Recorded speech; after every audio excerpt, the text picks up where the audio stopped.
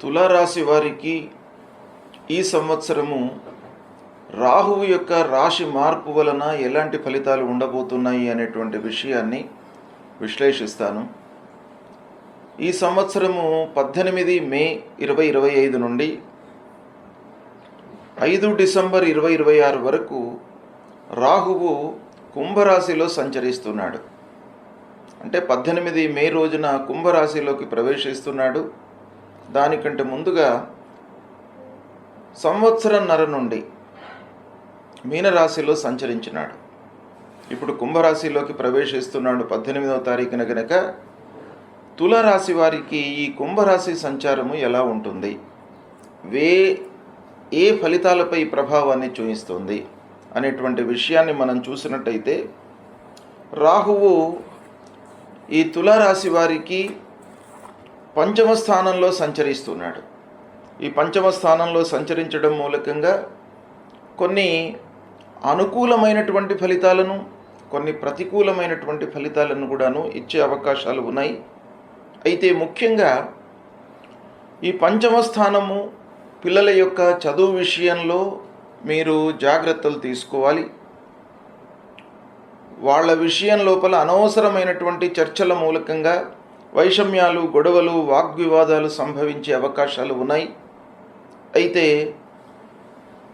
ఈ విధంగా పిల్లల విషయంలో కొంత నెగిటివ్ ఎఫెక్ట్ ఉన్నప్పటికీ సమాజంలో మిమ్మల్ని చాలా ఉన్నత స్థాయిలో ఉన్నటువంటి వారు గుర్తించే అవకాశాలు బాగా కనబడుతున్నాయి.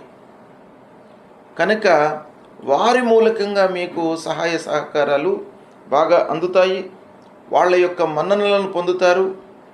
కొంత శ్రమాధికం గోచరిస్తుంది ఈ సమయంలో. అంటే వర్క్ లోడ్ పెరుగుతుంది. ఉద్యోగస్తులకు, వ్యాపారస్తులకు, అన్ని రంగాలలో ఉన్నటువంటి వాళ్ళకు కూడాను కొంత వర్క్ లోడ్ పెరగడం మూలకంగా అలసట, అనారోగ్య సమస్యలు చిన్నవి ఉద్భవించేటువంటి అవకాశాలు కనబడుతున్నాయి. వీటి మూలకంగా అప్పుడప్పుడు అసంతృప్తి అనేటువంటిది చోటు చేసుకుంటుంది. దాన్ని మీరు తగ్గించుకోవడానికి పనిపైన శ్రద్ధ నిలిపి రిజల్ట్ ఓరియంటెడ్గా మీరు పనులు చేసినట్టయితే ఈ అసంతృప్తి మీ దగ్గరికి రాకుండా ఉంటుంది. ఇకపోతే ముఖ్యంగా వర్క్ లోడ్ పెరగడం మూలకంగా కొన్ని విషయాలను మీరు నిర్లక్ష్యం చేసే అవకాశాలు ఈ సమయంలో ఉన్నాయి.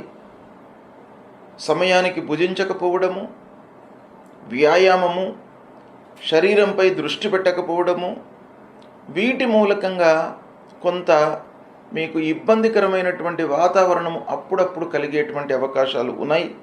కనుక మీరు శ్రద్ధతో పనులను చేయండి. 200% ఎఫర్ట్స్ పెట్టండి. అప్పుడు పంచమ స్థానంలో ఉన్నటువంటి రాహు యొక్క దోషం మీకు దూరం అవుతుంది. అయితే ఈ పంచమ స్థానంలో ఉన్నప్పుడు ముఖ్యంగా పిల్లల ఎడ్యుకేషన్ విషయంపై మీరు శ్రద్ధ చూపాలి. వాళ్ళ యొక్క హయ్యర్ ఎడ్యుకేషన్ విషయంలో, పిల్లల వివాహాది శుభకార్యాల విషయంలో, ఉద్యోగము, సెటిల్మెంట్ విషయం లోపల మీరు కొంత జాగ్రత్తలు తీసుకోవాలి. ఎందుకంటే రాహు ప్రభావం మూలకంగా కొంత ఆలస్యం జరిగేటువంటి అవకాశాలు ఉంటాయి ఈ సమయంలో. కాబట్టి మీరు మీ వైపు నుండి కొంత ఎఫర్ట్స్ పెట్టినట్టయితే పిల్లలను మంచి మార్గంలో మీరు నిలిపేటువంటి అవకాశాలు బాగా ఉంటాయి. కాబట్టి అది మీరు చేసినట్టయితే ఈ రాహు ప్రభావం మీకు పాజిటివ్గానే ఉంటుంది పంచమ స్థానంలో సంచరిస్తున్న సమయంలో. ఇక 18 మే 2025 నుండి 5 డిసెంబర్ 2026 వరకు సింహరాశిలో కేతువు సంచరిస్తున్నాడు. కేతువు సింహరాశిలో సంచరించడము తులారాశి జాతకులకు బాగా కలిసి వస్తుంది. అంటే కేతువు యొక్క అనుకూలత ఈ 1.5 year, సంవత్సరంన్నర మీకు చాలా అనుకూలంగా ఉంటుంది. 11వ స్థానం లాభస్థానం. లాభస్థానం లోపల మీకు కేతువు సంచరిస్తున్నాడు.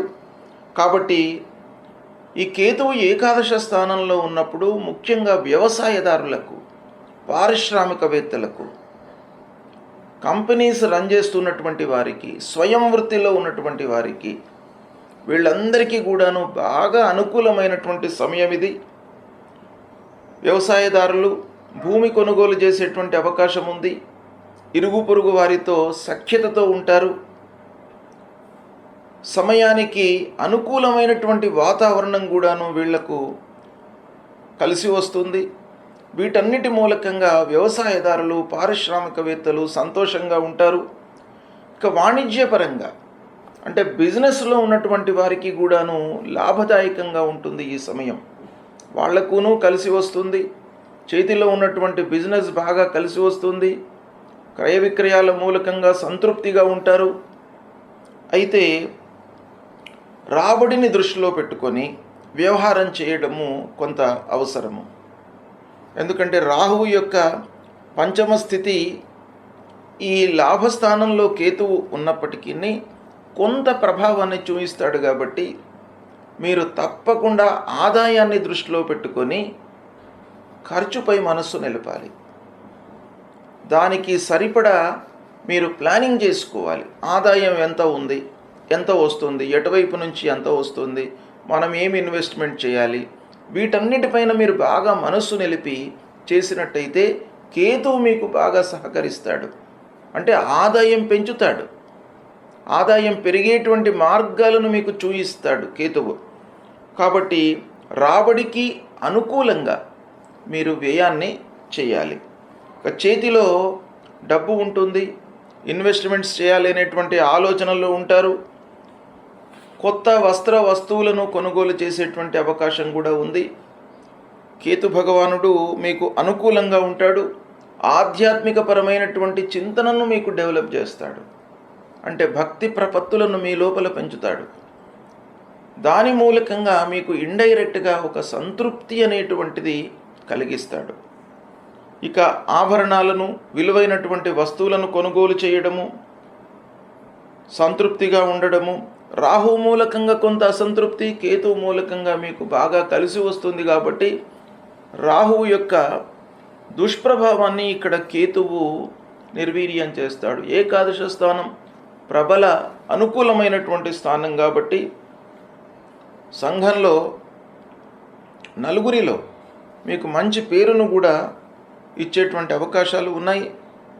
ప్రారంభించినటువంటి పనులు మీకు కలిసి వస్తాయి. ఈ విధంగా కేతువు యొక్క అనుకూలత మీకు బాగా ఉంది. కాబట్టి రాహు పంచమ స్థానంలో అంత ప్రతికూలం కాడు.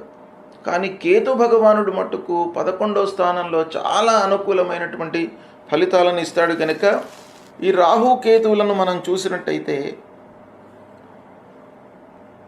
కేతు మూలకంగా మీకు తీర్థయాత్రలు, విజ్ఞానపరమైనటువంటి యాత్రలు చేయడము, వీటిపైన కేతువు యొక్క ప్రభావం బాగా ఉంటుంది.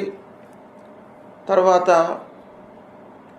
దగ్గరి వాళ్లతో అంటే కుటుంబ పెద్దలతో సఖ్యత, వాళ్ళ యొక్క సూచనలు, సలహాలను మీరు పాటిస్తారు. తద్వారా మీకు బాగా అనుకూలించేటువంటి అవకాశం కూడాను ఈ సమయంలో ఉంది. కాబట్టి రాహుకేతువుల యొక్క అనుకూలత తులారాశి వారికి ఓవరాల్గా మనం చూసినట్టయితే అనుకూలంగానే ఉంది. కాబట్టి రాహుకేతువులు ప్రధానమైనటువంటి గ్రహాలు, క్రూర స్వభావము కలిగినటువంటి గ్రహాలు, చాలా విషయాలపై ప్రభావాన్ని చూపించేటువంటి గ్రహాలు, మానసిక శారీరక ఇబ్బందులకు మూలకారకులైనటువంటి గ్రహాలు. ఇలాంటి వాళ్ళు మీకు మంచి స్థానంలో సంచరించడం మూలకంగా శుభాలు కలిగేటువంటి అవకాశమే ఎక్కువగా ఉంది. కాబట్టి తులారాశి వారు ఈ సమయాన్ని సద్వినియోగపరుచుకోండి. ఒక పక్కన శని మీకు మంచి స్థానంలో సంచరిస్తున్నాడు. శని మూలకంగా మీకు అనుకూలత ఉంది. కాబట్టి రాహుకేతువులు కూడాను ఈ సమయంలో మీకు అనుకూలమైనటువంటి ఫలితాలు ఇవ్వడం మూలకంగా మీరు అద్భుతాలను సృష్టించే అవకాశాలు ఉన్నాయి. కేవలం గ్రహస్థితిని పరిగణనలోకి తీసుకోకుండా మీ ఎఫర్ట్స్ కూడాను, మీరు కూడాను సాయశక్తుల మీ జ్ఞానాన్ని, ఎఫర్ట్స్ని మీరు పెట్టాలి. అప్పుడు ఈ గ్రహస్థితి మీకు అనుకూలిస్తుంది. ద్విగుణీకృతమైనటువంటి ఫలితాలను మీరు పొందేటువంటి అవకాశం ఉంటుంది. సద్వినియోగపరచుకోండి. రాహువు కేతువులు ప్రతికూలంగా సంచరిస్తున్నప్పుడు మనము తప్పకుండా భగవంతుడి యొక్క అనుగ్రహం కొరకై పరిహారాలను చేసుకోవాలి. పరిహారాలను చేసుకుంటూనే మన చేతిలో ఉన్నటువంటి కర్తవ్యాలను, అంటే మనము ఏ విధంగా రెక్టిఫై చేసుకోగలము అనేటువంటి విషయం పైన కూడాను మనస్సు నిలపాలి. అంటే రాహువు కొన్ని ప్రతిబంధకమైనటువంటి ఫలితాలను ఇస్తుంటాడు, మనస్సును చంచలంగా ఉంచుతాడు. కాబట్టి మనస్సును కట్టడి చేసుకోవడానికి ఒక ధ్యానం లాంటిది, ఒక యోగా ఇలాంటివి చేసుకోవడం మూలకంగా మనము శారీరకంగా కొన్ని పరిహారాలను, వాటిని కంట్రోల్ చేసుకోవడానికి అవకాశాలు ఉంటాయి. ఇక రెండవది, భగవంతుడి అనుగ్రహం కొరకై కొన్ని పరిహారాలు. మొట్టమొదలు ఏం చేయాలి? రాహువు ప్రతికూలంగా ఉన్నప్పుడు, ప్రతికూలము అనంటే జన్మస్థానంలో సంచరిస్తున్నప్పుడు, ద్వితీయ స్థానంలో సంచరిస్తున్నప్పుడు, చతుర్థం అర్ధాష్టమ స్థానంలో సంచరిస్తున్నప్పుడు, పంచమ స్థానంలో సంచరిస్తున్నప్పుడు, సప్తమ స్థానంలో సంచరిస్తున్నప్పుడు, అష్టమ స్థానంలో సంచరిస్తున్నప్పుడు, నవమ స్థానంలో సంచరిస్తున్నప్పుడు, దశమ స్థానంలో సంచరిస్తున్నప్పుడు, ద్వాదశంలో సంచరిస్తున్నప్పుడు, అంటే ప్రతికూలమైనటువంటి స్థానాలే రాహువుకు ఎక్కువగా ఉన్నాయి. 3, 6, 11 ఈ 3 స్థానాలే రాహువుకు శుభాన్ని కలిగించేటువంటి స్థానాలు. అయితే రాహుకేతువులకు ప్రత్యేకమైనటువంటి స్థితులు ఉన్నాయి. వాళ్ళు ఏ రాశిలో ఉన్నారో ఆ రాశ్యాధిపతి యొక్క అనుకూలత ఎలా ఉంది అనేటువంటిది కూడాను మనం లెక్కలోకి తీసుకుంటాం. కాబట్టి ఇన్ని స్థానాలు ప్రతికూలంగా ఉన్నాయి అనేటువంటి భయం మనకు లేకుండా మనము ఈ రాహు మూలకంగా ముఖ్యంగా జపం, రాహువుకు మనకు శాస్త్రంలో చెప్పబడినటువంటిది అర్ధకాయం మహావీర్యం చంద్రాదిత్య విమర్దనం సింహికా గర్భసంభూతం తం రాహుం ప్రణమామ్యహం అనేటువంటి మూలమంత్రాన్ని ప్రతినిత్యం కూడాను చదువుకోండి. జప సంఖ్య ఈ రాహువుకు 18,000 సార్లు శాస్త్రంలో చెప్పబడి ఉంది. 18,000 సార్లు మీరు జపించినట్టయితే రాహువు అనుకూలించి రాహు మూలకంగా కలిగేటువంటి దుష్ప్రభావము దూరమవుతుంది. అయితే 18 సార్లు మీరు చేయడం అనేటువంటిది ఒక రోజులో అయ్యే వ్యవహారం కాదు. కనుక మీరు స్వయంగా చేసుకోవడం చాలా ఉత్తమము. మీరు చేసుకోలేని పక్షంలో వేరే వాళ్లను నియోగించి మీరు చేయించడము మంచిది. ప్రథమంగా మీరు చేసుకోవడమే మంచిది. కాబట్టి మీరు ప్రతినిత్యం కూడాను ఒక 18 సార్లు రాహు మూలమంత్రాన్ని జపించండి. తర్వాత మినుములు దానం ఇవ్వండి. మినుములను దానం ఇచ్చినట్టయితే ఈ రాహువు ప్రీతి చెందుతాడు. గోమేధికం ధరించండి. రాహువుకు అధిష్టాన దేవత దుర్గామాత, దుర్గామాతను పూజించండి. దుర్గా దేవాలయానికి వెళ్ళండి.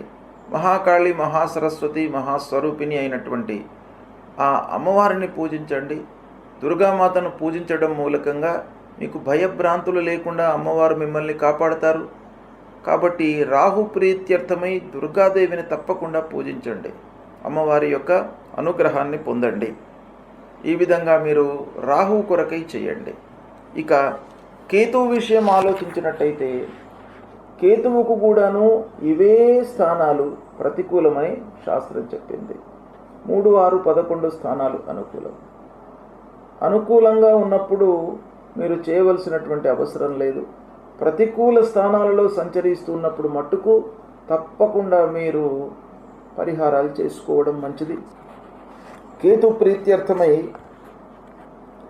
పలాశ పుష్ప సంకాశం తారకా గ్రహమస్తకం రౌద్రం రుద్రాత్మకం ఘోరం తం కేతుం ప్రణమామ్యహం అనేటువంటి మూలమంత్రాన్ని 7,000 సార్లు జపించాలి. 7,000 సార్లు అనంటే మీకు ఒకరోజు 2 రోజులలో అయ్యేది కాదు. మీకు దైనందిక కార్యక్రమాలు ఉంటాయి. ఉద్యోగరీత్యా మీరు పనులలో నిమగ్నమై ఉంటారు. వ్యాపారస్తులు వ్యాపారంలో నిమగ్నమై ఉంటారు.